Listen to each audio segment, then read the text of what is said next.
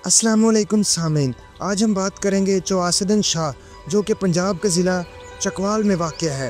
ये एक कुदरती हुस्न से भरपूर कस्बा है।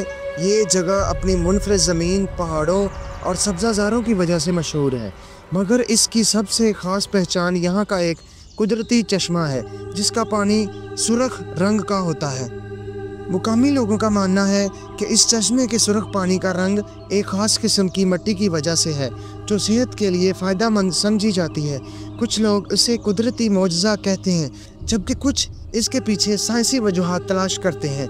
यहाँ की मशहूर रवायत के मुताबिक सैयदा शाह शिराज़ी नामी बुज़ुर्ग ने अपनी छड़ी ज़मीन पर मारी थी, जिसके नतीजे में ये चश्मा वजूद में आया।